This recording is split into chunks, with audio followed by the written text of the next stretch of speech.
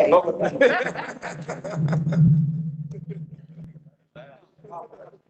my bad.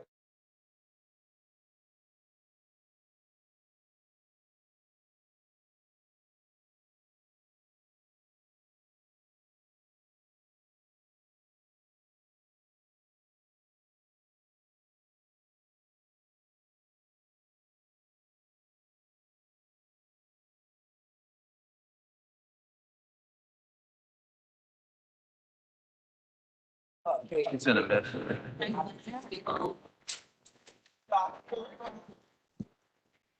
Hey, Joe.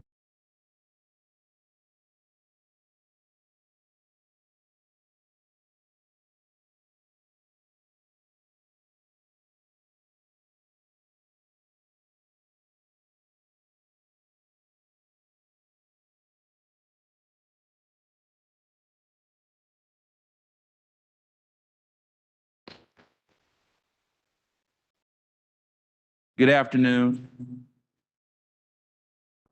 As we work out.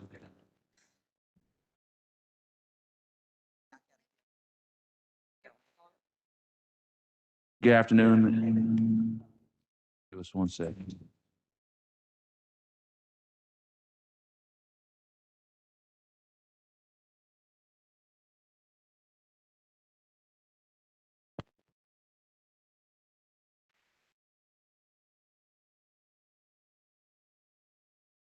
All right. As we work out some of the technical difficulties, want to take this time to call to order the August 31st, 2021 Little Rock City Board of Directors special meeting. We'd like to welcome those that are in attendance as well as those that are watching via online. Madam Clerk, if you would, please call the roll. Director Hendricks. Director Richardson. Here. Director Webb. Director Peck. Director Wright. Director Wyrick. Director Campuris. Director Phillips.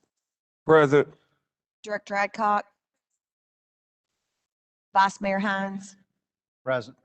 Mayor Scott. Present. I would like to ask City Director BJ Wyrick to give our invocation. Let us pray. Heavenly Father, thank you for this day, and thank you for allowing us to meet in this public forum. We ask that you protect all of our citizens, particularly in the time of COVID. It's very dangerous, and we need your help in protecting as many as we can. Our school children are impacted greatly by it, so we ask for your help in doing that. Thank you for all of our city employees. Keep them safe. We appreciate all the work that they do for our citizens. And take care of our city board, mayor, city manager. They need your assistance as well. These things I ask in your name. Amen. Amen. May we all please stand for a pledge of allegiance.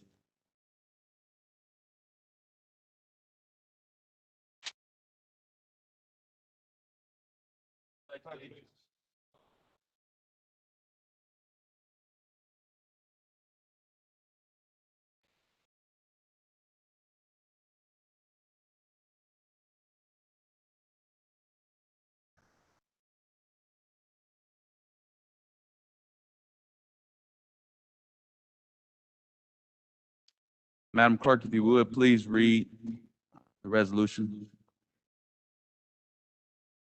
A resolution to end Little Rock, Arkansas, resolution number 15,445 of August the 20th, 2021, to extend the state of declaration of a local disaster emergency for 120 days to and including December 29th, 2021, to specifically endorse the continuation of declaration of local disaster emergency 2021-22 as the wearing a mask within the corporate limits of the city of Little Rock, Arkansas, and for the purpose. Move for the adoption of the resolution. Second. There's a motion and a second. All those in favor? Well, we actually, before we take the vote, City Director Lance Hines has his hand up. So Mayor, the current emergency declaration expires today, Correct. and the governor's emergency declaration expires on the 27th of September, am I correct? I do not know when his expires. I guess my question is, why are we extending ours further than the states? Because that's what we decided to do. Pardon? That's what we decided to do. Okay. And we have inside of it that we would review every 30 days. That's So, what- so who is going to review every 30 days? You're going to come back to the board of directors every 30 days to extend it? No. Whether or not do we need to keep it? So who's going to make that decision? The city board of directors, by this resolution, is extending for the extent of 120 days. Every 30 days, we'll decide whether or not it needs to stay. Who is we will decide every 30 days? That's what I'm trying to clarify. The mayor. So this board will not And have the any board of further directors. input if we pass this. I'm will gonna ask you not to read, solely- can you, it states in there, 30 days that we will go back over it and decide whether or not to keep it. When you say we will go back over Well, it, I'm gonna just need you to pull it back up then. pardon? I can read it for you. Let me No, just no, get- when you I'll say read it we for you. will, I'm asking for clarification, Mayor. I'll Is read it that for you. You as the mayor will review it or the city board will review I'll read it for you. it? Mayor, that's a simple question. I want know to make what sure this that says. I'm very exact in reading it for you.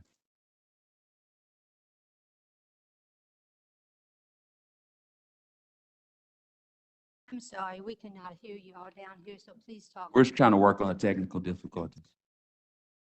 We're trying to work on the technical, I understand that you can't. Pull the resolution up.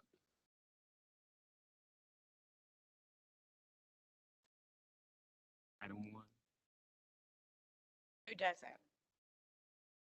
As it states in section 3A, the provisions of this resolution shall be reviewed approximately every 30 days during a meeting of the Board of Directors, as is this point.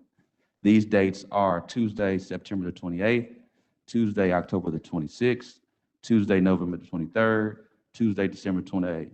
Whether the review meeting is a regular meeting of the Board of Directors, the public will be permitted to comment on the action the city should take in terms of this continued declaration. The current one is online, which is up there.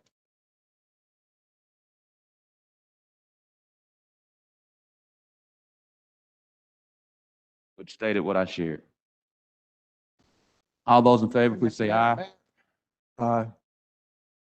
Director Hines? So here's my rub is we have somehow become very regular in our special call meetings that no one in the general public really has had any input on this. And it's funny that we should say that the general public should have input on this issue, but because we're having a special call meeting today, we probably have no public comment cards on this. I just object to the extension for 120 days. If we're going to review every 30 days, we might as well make this resolution for 30 days. I'm not going to support a full extension for 120 days. We can come back every 30. Thank you for sharing that. All those in favor, please say aye. Aye. All those opposed, please say nay. Nay. Ayes have it. Roll call, Mayor. Madam Clerk, please call the roll. Director Campuris? Director Phillips? Yes. Director Adcock? Yes. Director Hendricks? Director Richardson? Yes. Director Webb? Yes. Director Peck? Director Wright? No. Director Wyrick? Yes. Vice Mayor Hines? No. What is it, 7-2 or? 6, 2, and 2 absent. 6 ayes, 2 nays, and 2 absent. I voted yes. Oh, I'm sorry, I didn't know you were on. I'm on now. That's- Thank you. So that's 7 yeas, 2 nays, and 1 absent.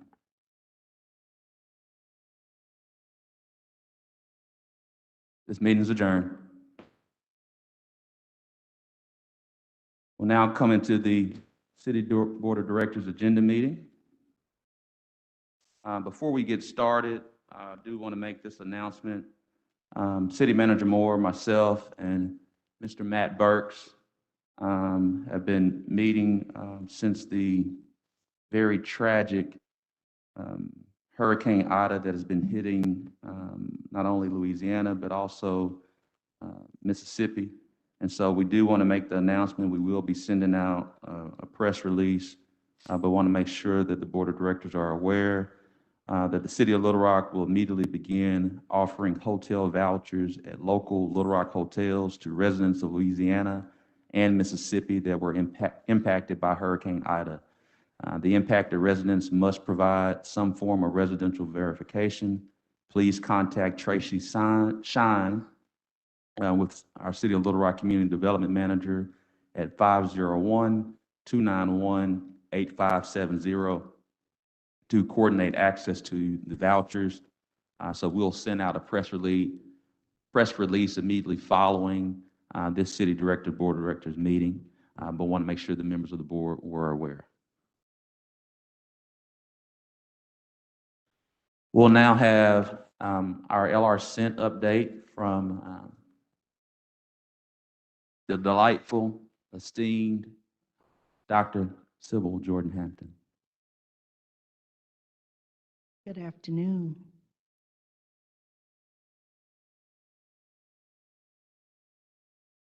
Mayor Scott, Vice Mayor Hines, City Directors, and City Manager Bruce Moore. Thank you for allowing me this opportunity to come before you today and report on the Little Rock Cent Committee. This report will be posted on the Little Rock Cent section of the city's website at www.littlerock.gov.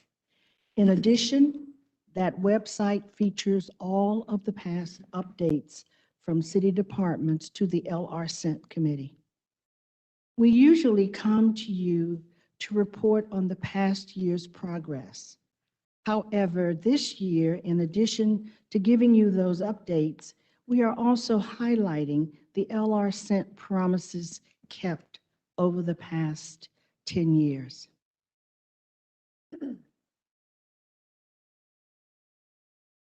Slide 2.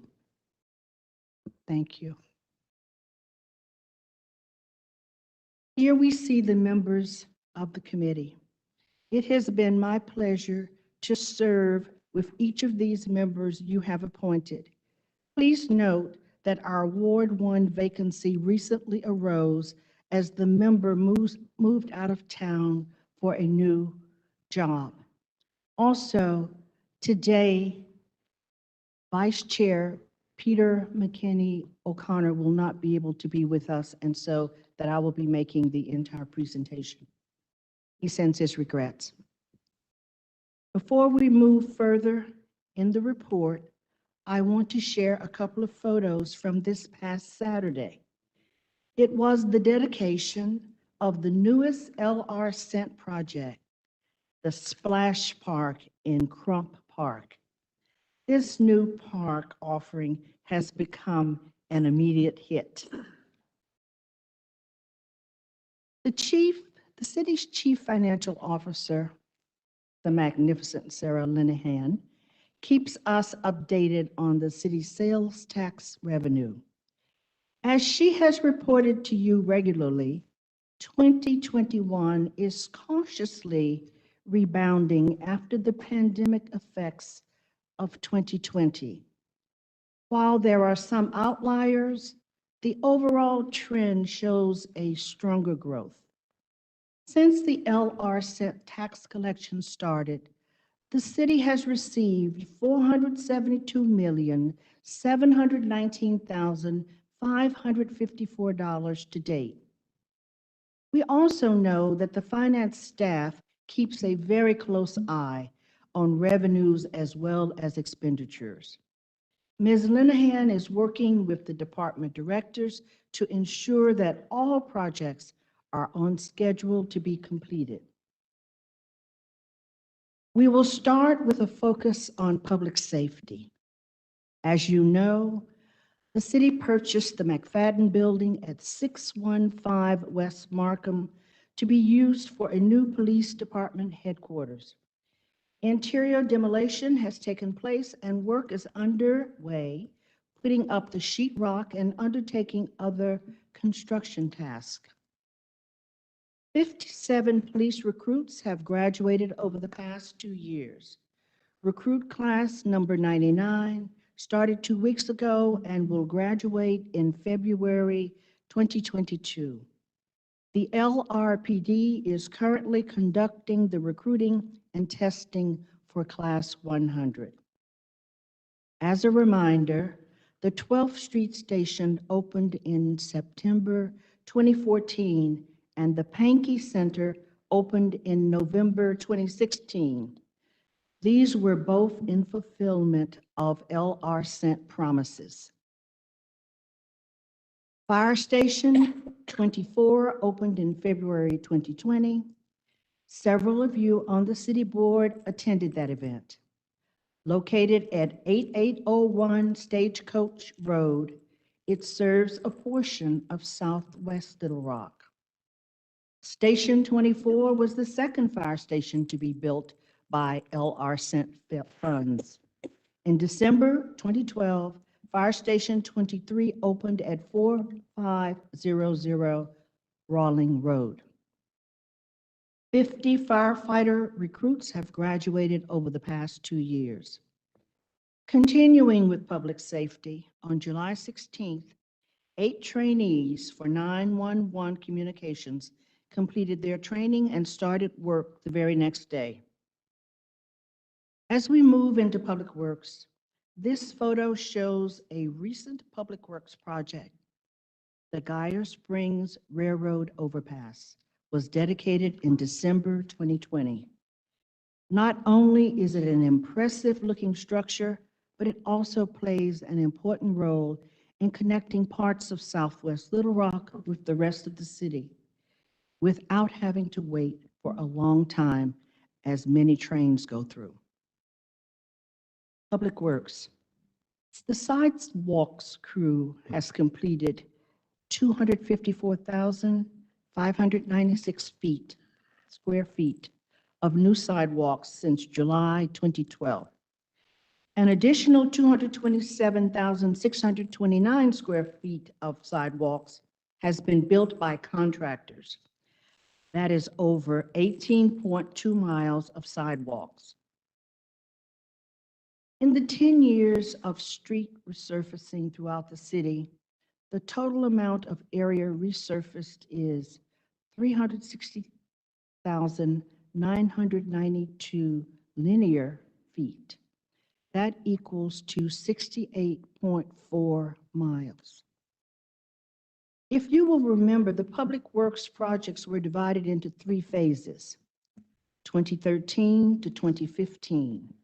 During that time, a total of $70,925,000 was allocated for projects in all wards. This represented 105 projects. Between 2016 to 2018, a total of $18,430,000 was allocated for projects in all wards. This represented 43 projects. Between 2019 to 2021, a total of $55,700,000 was allocated for projects in all wards. This represents 74 projects. All total, there have been 222 projects. 50 have not been completed, but all of them are underway.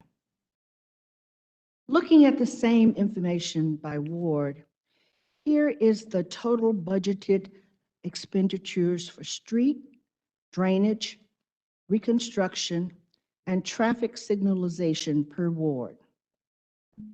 Ward 1, $21,160,000. Ward 2, $20,700,000. Ward 3, $20,970,000. Ward 4, $20,840,000. Ward 5, $20,220,000. Ward 6, $19,715,000. And Ward 7, $21,450,000. Switching to the zoo. Earlier this year, the zoo opened the new colobus and serval habitat. For those who don't know, a colobus is a kind of monkey which has very long hair on its arms and tail. And a serval is a type of spotted wildcat, smaller than a leopard. As you know, education is a key mission of the zoo. With LR Cent, they have constructed 3 education buildings which serve their rapidly growing camp programs, after-school programs, birthday parties, and other zoo rentals. There have been numerous zoo habitat improvements over the past 10 years, thanks to LR Cent. Among them have been the tiger habitat, the Arkansas Heritage Farm, and the lion habitat. Here is a listing of the major zoo improvements which have been funded by LR Cent on our screen. Switching to parks and recreations. We opened by highlighting the recent Crump Park splash pad. Now on to some other projects. In Canis Park, 6 new pickleball courts were installed. According to the Sport and Fitness Industry Association, SFIA, pickleball participation grew by a whopping 21.3% last year. It is the fastest growing sport in America. Continuing with parks and recreation, MacArthur Park also had court improvements with the new multi-purpose court installed. Last time, we discussed planning for trails in Alsop and Two Rivers Park. I am happy to report both of those have been finished. Here you will see the Alsop Park Trail. In addition to LR Cent funds, money was received from a grant from the Arkansas Department of Transportation. And the city was able to leverage $50,000 in LR Cent money with $650,000 in funding from the Arkansas Parks and Recreation Foundation to create a mountain bike trail system at River Mountain and Two River Park. Over the 10 years of LR Cent, we have opened the West Central Community Center and rehabbed the Ottenheimer Center. Improvements were made to Dunbar Recreation Center, the Jim Daly Fitness and Aquatic Center, and the Southwest Community Center. And of course, the building where we are today, the center at University Park, was an LR Cent project. Here is a list of some of the various park projects, improvement projects over the past 10 years. There have also been various upgrades at all of the parks throughout our city. Segueing to information technology, they are currently working with Dell/EMC to install additional storage for the city's active system. This system supports applications and end-user data for all city departments. The project, which totals $376,558.42 plus shipping, taxes, and fees, was purchased with funds from both the 3/8 cent capital expenditure and the LRIT special projects accounts. In the past, IT has used LR Cent funds to upgrade the city phone system, as well as work with fleet services, the police, and fire on emergency communication upgrades. Speaking of fleets, In 2020 and 2021, Fleet has purchased over $1.7 million in vehicles which have been for fire, fleet, police, and public works. Since 2012, $15,440,018 has been spent by Fleet Services on 278 vehicles and 67 pieces of equipment. This has been for fire, fleet, housing, parks, planning, police, public works, and the zoo. Despite the restrictions with COVID-19, there have been 117 Little Rock residents who have met with City Hall staff between January 1st, 2020 and July 31st, 2021. Since 2012, more than 2,000 Little Rock residents have been assisted by the reentry efforts of the Department of Community Programs. On this final slide are just some of the LRCENT projects over the past 10 years. As previously mentioned, the LRCENT committee meets quarterly to discuss the projects. Our next meeting will be in November 2021.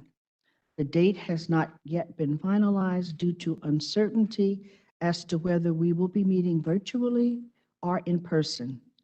But once the date is set, it will be on the city website on the LRCENT section. It has certainly been an honor and a privilege for me to serve the city in this capacity. Thank you very much. Dr. Hampton, thank you and Mr. McKinney for your leadership in leading the city through accountability, clarity, and transparency with the 3/8 cent sales tax. I know it's been a long time, and you guys have been committed and consistent throughout this entire process. And thank you so much for your servant leadership on behalf of the city. Can we all give her a round of applause?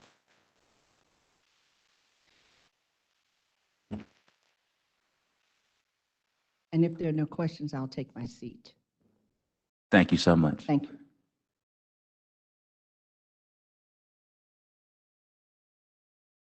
Board members, are there any questions for items 1 through 10?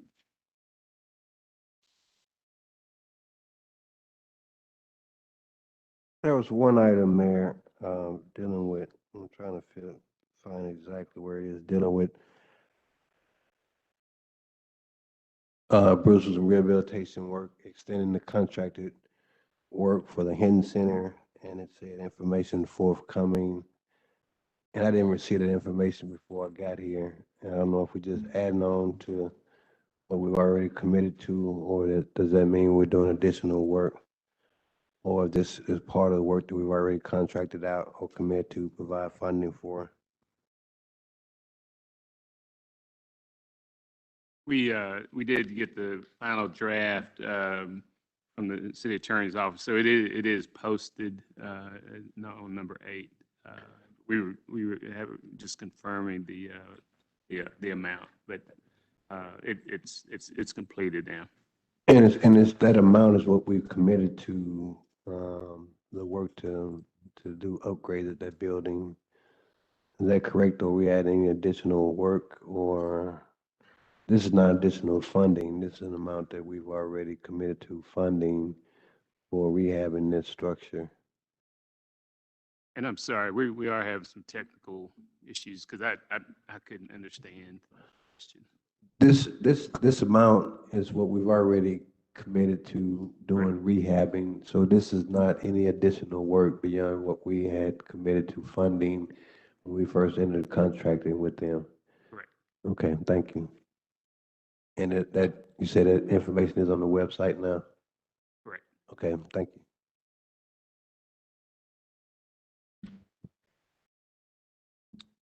Any further questions on the consent agenda? I had a question, Director Hines, regarding number 7. Go ahead, Director Phillips. And I think this addressed to the city manager. This is regarding the PIT funding. I guess first I should state I'm I'll be supportive of the resolution, but just for clarity, does these 5 organizations, 6 months contract, does that exhaust the budget, PIT budget for the remainder of the year? And if not, do we have any plans for what we're gonna do with the rest of the money that's been allocated for PIT programming for the remainder of 21? Director Phillips, it does not, just based on projections and encumbrances, we probably have about $500,000 left. The staff is working very diligently to determine what we might do with that. We typically do have a significant carryover. She's leaving more than $500,000. So we won't be frivolous, but we're going to try to look at different options. But we project about close to $500,000. Okay. And I, obviously being new on the board, I didn't realize that, but it's not uncommon for us to have some money not expended in our PIT budget. It's not, and the board back in the 90s actually passed a resolution that says that unlike, let's say, if IT doesn't spend all of their money in budgeted for 2021, that all goes toward our bottom line. PIT is different. It just rolls over into the next fiscal year. Okay.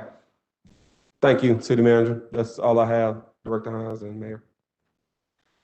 Thank you so much, and thank you, Vice Mayor Hines, for assisting as I stepped out.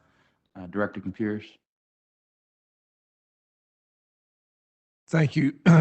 Could someone, and I'm not sure who is responsible, explain the ambiguities that were in the land bank proposal and what this amendment does to take care of those ambiguities?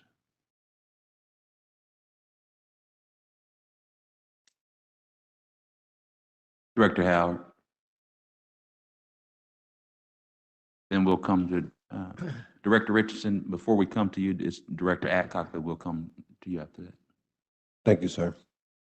Director Computers, if you would repeat your question again, I couldn't hear you back there. Please. It says we're approving amendments to the land bank bylaws because there was ambiguities present. Explain to me what the ambiguities were and how these amendments take care of it. So it wasn't clear guidance as far as the roles and responsibilities of the commissioners in the previous bylaws that was set forth. So the city attorney's office, and Sean is not here today, he could go into more detail. He was at the actual committee meetings and he put together actually the resolution. I'm not for sure if Tom received an update from Sean when he did this, but we can look at the resolution and go through it. But it is basically set forth the roles and responsibilities of the commissioners. I think it was lacking in the previous bylaws that was set forth for the Land Commission. And so what Sean tried to do is just make sure that each role and responsibility for each commissioner was set forth and what they can and cannot do. Because I think I know previously in the bylaws, they didn't have set guidance as far as what their roles and responsibilities were. So that's what it's for. Yes, sir. But what I need to know is what were the ambiguities and how have we corrected that? Tom, do you?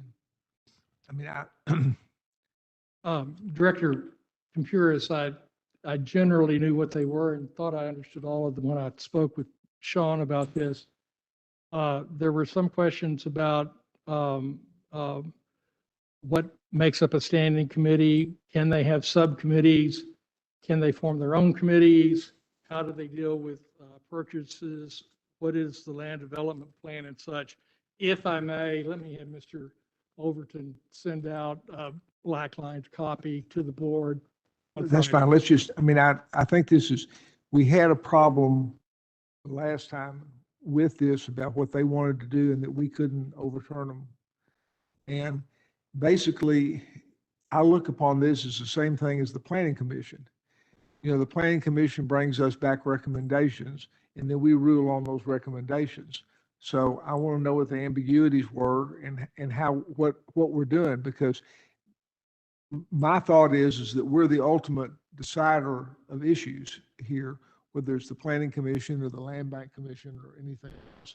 And when you say we're clearing up things, I don't know what the problem was and what we're clearing up. So Director Cabeers, you're correct. We'll get that line item so you'll know what was in the past and what is shooting for in the present. We'll get that to you. Director Adcock, then Director Richardson. Yes, I think one of the problems was we have some new commissioners, and they felt like that they was the final say, and they did not understand, and this explained it, that they did not understand that this board is the final decision makers, and that the Land Bank Commission was not the final decision makers. Yes, ma'am. Director Richardson. Thank you, Director Adcock. Thank you, Mayor. I just want to dovetail Director Phillips' point on the PIT questions. Bruce, I think, and Dr. Hampton, I think it's fantastic, it's wonderful that we were able to employ so many ex-offenders doing the Senate presentation. But I think one of the things that I've expressed this to Bruce, short of micromanaging this, and Bruce, hope you'll back me up on this, is that that's kind of been concentrated for the most part in the sidewalk program. And I'd like to figure out a way for us to expand it. If there are, Director Phillips, carryover funds for us to figure out ways, even though we don't have NSP 1 or 2 money anymore, we're not contracting with Habitat or University District Partnership or BCD, that if we have ways that we're going to try to rehab some of these UV structures, that those companies that we're partnering with, contracting with, that we're not mandating it, and we're making it a quota, Tom, that we're incentivizing them to in place our reentry efforts so that we can help those young people who made unfortunate choices, help them rebuild the places where they live, and as a means of kind of really leveraging the funds we already have available to bring in additional funds. That I just like to throw it out as an option for you and Dana to think about, to grow, because for the most part, our ex-offenders reentry program has been centered around, in my mind, around sidewalk replacement and sidewalk installation, and whether or not we can look at growing that beyond that little particular piece of work to do community building as a public safety strategy from a policy standpoint. And Director Richardson, as you know, if you asked me to tell your colleagues how many ex-felons that are employed with the city, I can't tell you because we don't ask that question. So I would suggest that the program, that the number is a lot larger than just a sidewalk program, which is good. But we do know that we've got to continue to try to think outside the box, the literal box, and come up with different programming. And then I think you'll see some of this with some of the recovery funds. I know Director Webb had a meeting with an organization last week that I've talked to that, again, doing things a little different than we typically have done. So from my perspective, everything's on the table, and we're going to try to make the right decisions going forward. And Mayor, I'd like to take that time to, once upon a time, there was this national Move the Box campaign where you move the box of, have you ever been convicted of a felony, from the first question on the application to further down after you figure out what kind of skills they have before that question is asked. And I'd like to commend Bruce for going a step beyond that and having a ban the box approach to the city, with the exception of a few departments, and we can understand why. But I'd like to, Bruce, acknowledge you and thank you for going above and beyond move the box campaign, to abandon the box campaign for certain departments in our city, which helps us, I think, tremendously in engaging ex-felons who are more than likely to get back involved and engage in some of the things that they were doing that got them incarcerated in the first place. So I like to just acknowledge that real quickly. Director Wright? Thank you. Two things. One is at the end of the meeting, but I had a question for Mr. Moore.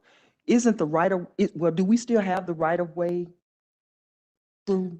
We do, and that's another example of. Okay, so it is the felons. Okay, that's what I thought. So that, for my colleagues that did not know that, the right of way crew is made up of I guess you would call them felons. But anyway, that's been in existence for a while, and I was hoping that we could expand it because I'm seeing a lot of areas that need cutting and trash that needs picked up and stuff like that. And I have some bus stops in my ward. I don't know about anybody else, but these don't get cut unless that crew comes through and cut them. And then the sidewalks where people walk down my major streets like 36 and Barrow, those don't get cut unless the right-of-way crew does it. So I wanted to make sure that we still had that, and if at all possible, expand it because it does help the neighborhood look better. Thank you, Director Wright. My other issue, I'll bring up at the end of our agenda meeting. Yes, ma'am. And Mayor, I just use a lot of words to just basically say, I'd like to see us expand our reentry program. Simply put, that we can expand it and make it cover more areas and more professions in more parts of the city than we're currently concentrating in right now. So basically, I'm essentially saying I want us to expand our reentry efforts. Mr. Moore, if you would work with our Chief People Officer, Stacy Witherwell, see if that. And you're preaching to the choir, but as you all have seen even recently, right now, it's just hard to hire anybody. And we're struggling. And but so we agree. We visit with Dana and Michael and Dwight often, and we want to provide those opportunities. So we're all on the same page. It's just getting people in and getting them through the process. Thank you so much. Members of the Director Phillips? Yeah, thank you, Mayor. I just wanted to add a little more context to Director Compura's question. I think because I was at these these land bank commission meetings, and the bylaw changes is a separate process than what we were talking about as it relates to whether the land bank has to notify the community about what's happening at the application. This bylaw process that ball was already rolling before we had that issue with the land bank at our meeting out in Southwest. So this is a different issue, and this was just a cleanup of some of the bylaws. But to Director Compura's point, I was at the meeting, and after I read the exhibit, I forgot which of the changes were needed. So I will make a recommendation to the city attorney's office that whenever we're making any type of changes, that we always get that black line copy so we can see what it was and what we're proposing it to be. So that would be my suggestion to the city attorney's office. But just for context, the bylaws is different than the issue we were dealing with at that meeting out at Southwest High School. That's all I have, Mayor. Thank you, Director Phillips. Any questions for item number 11? I had a question on item number 8, and my hand's been up. Sorry, Director Adcock, I apologize. Mayor, if you or Mr. Moore on item number 8, the Willie Hinton Center is very, very important to our community. And I think that the people would be interested and happy to hear what we're going to do to kind of spruce that up and make it even better than it has been. So if one of you could kind of explain just about the $1 million that's going to be spent on the Hinton Center, please. Yes, ma'am. Actually, Mr. Derek Rainey, if you don't mind sharing that. And thank you for recognizing that, Director Adcock. Good afternoon, Director Adcock, Board, as well as Mayor, City Manager. As far as the $900,000 that's being allocated as a guaranteed maximum price, that is to include renovation to the auditorium, as well as Classroom 106, which is also leading towards a small business development incubator that will be in the basement. The 1A portion that's stated for Phase 1A is for renovation of the hallway corridors, as well as the stairwells up and downstairs on the first and second floors. Are you going to do anything to the basement? Yes, ma'am. That will be in 1B as well as in Phase 2. Okay. And I know that you all recently done some upgrading to the restrooms, and they was really appreciated and needed. Yes, ma'am. So thank you for keeping Director Hinton's building for him. I can remember when he brought us the plans for that, and it had all those pigeons in it. And Director Wyrick and Director Campiris and I sat and shook our heads, and it has really been an asset to our community. So thank you. Yes, ma'am. Thank you. Thank you, Director Adcock. Any questions for item number 11? No question for item number 11. Any question for item number 12?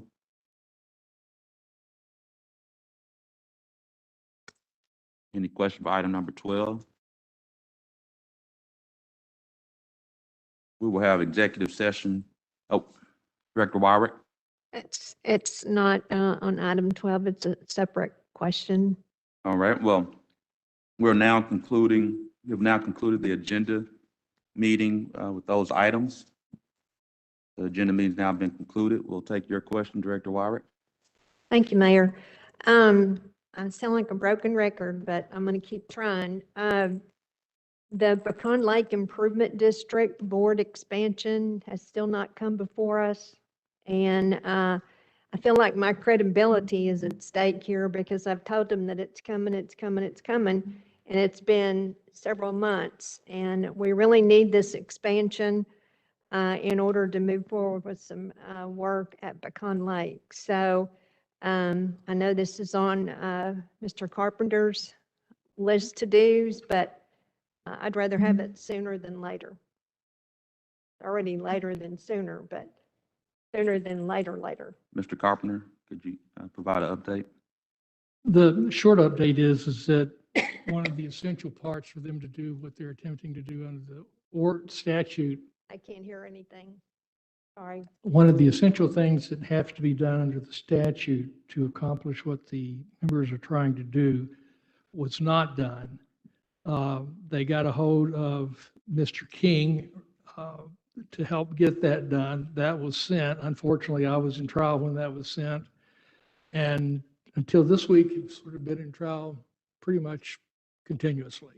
Do you not have someone else, since you have all the stuff, that can pull that together for you? Yeah, well, you know, if they weren't, They weren't working with you. remotely, I've told them that you're really busy, and I Right. understand that, but it seems like a simple matter to get this before us it is. And now. I think we can get that wrapped up tomorrow. Tomorrow? Right, if they've got the attestation they need, then they shouldn't need anything else. Can we put it on the agenda for next week? That would be my hope. Unless there's some question from the board, I would love to have it added to the agenda. The other thing that I wanted to bring forward, I think Bruce already talked about trying to hire people in the city. And it seems like that Public Works could be the most impacted. And trying to hold people off and tell them that we're short of employees. So I'm hopeful that we are trying to hire some new people. One of the things that happened to me a week ago was I had an issue in Otter Creek. And it seemed like it would be a traffic engineering issue at Public Works. And as it turns out, they don't have anybody to even look at the issue and not sure when they're going to be able to due to COVID illnesses for the traffic engineers. And I know that's a specialty job. It would be difficult to pull somebody in to do that, but I'm just wondering how many other situations that we have. I don't think I've ever had anybody say, can't do it, don't have people to do it, don't know when I'm going to do it. Um, Traffic engineering actually suffered a great loss a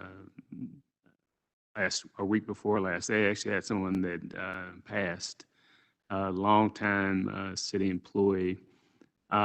So they were tremendously impacted. We monitored with the mayor and I and key staff. We report every day. The variant is impacting us just like it is across the city and the state. We have put some things in place, re-put some things in place, but yeah, that whole division was out. But not only were they some sick, but one of them even passed. Yeah, I'm sorry for the loss of the employee.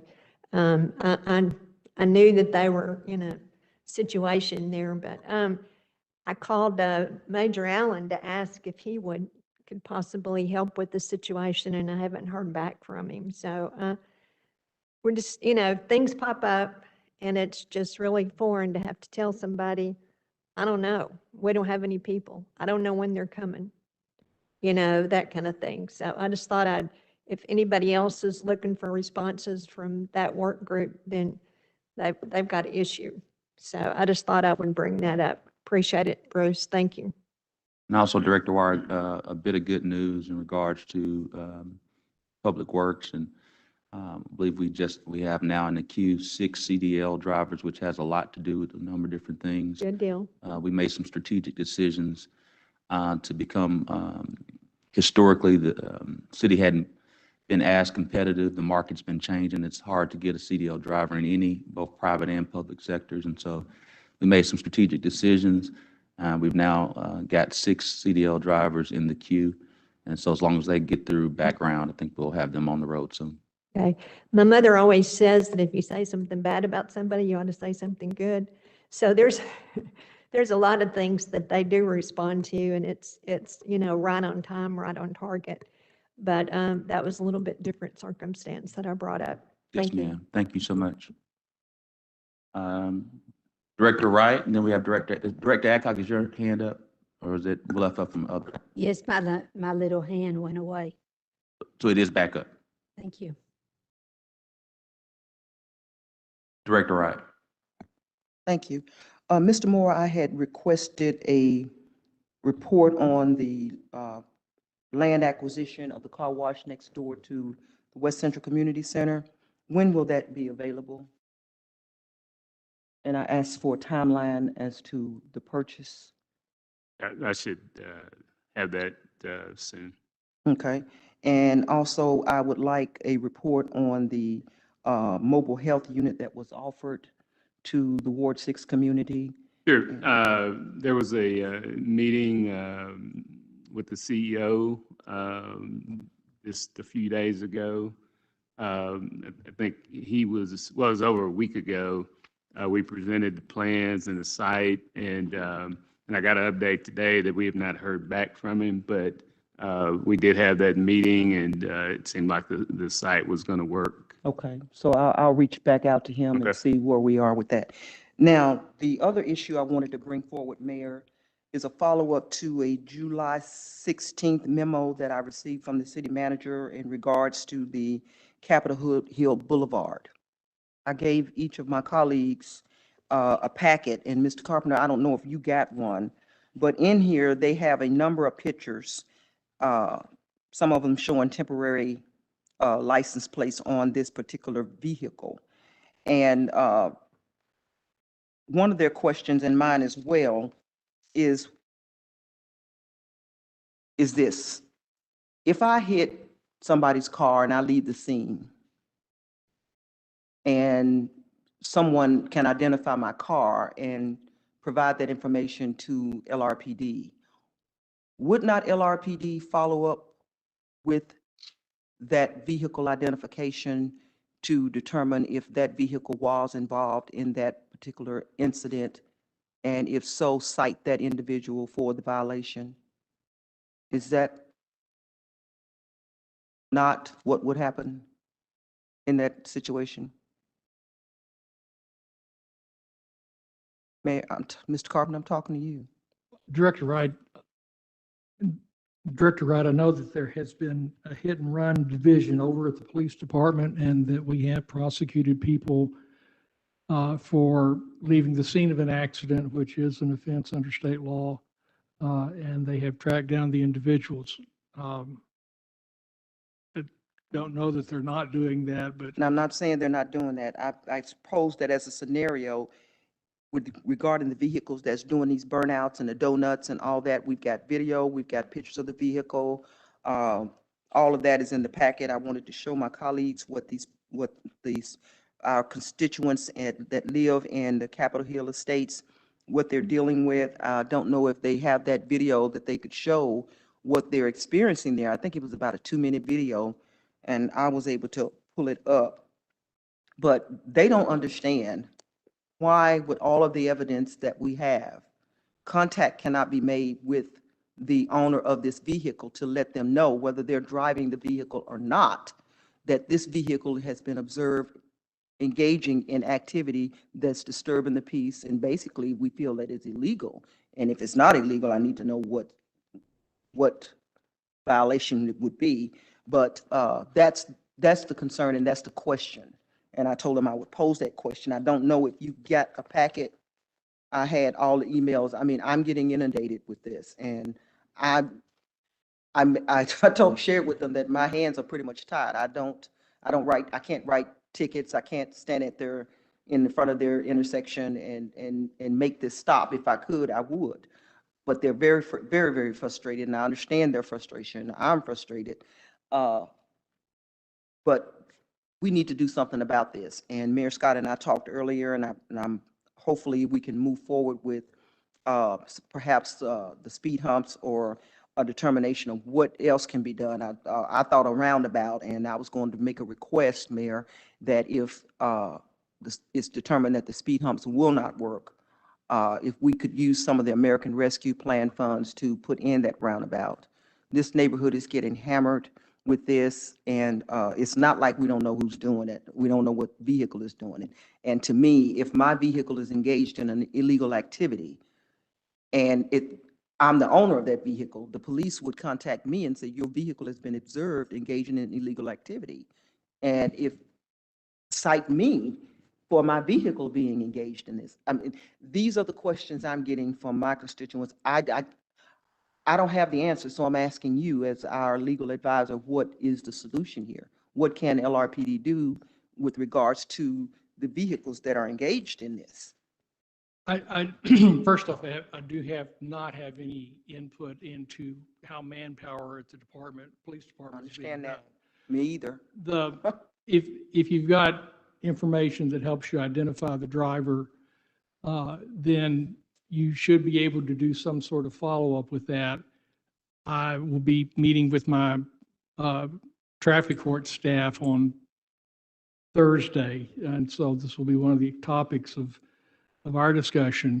I got your information today. Okay, I did forward it. Okay, I thought You did forward it. Unfortunately, our office had a situation where I had to go get a COVID test, so this afternoon has been kind of shot. But and that's why I keep this on.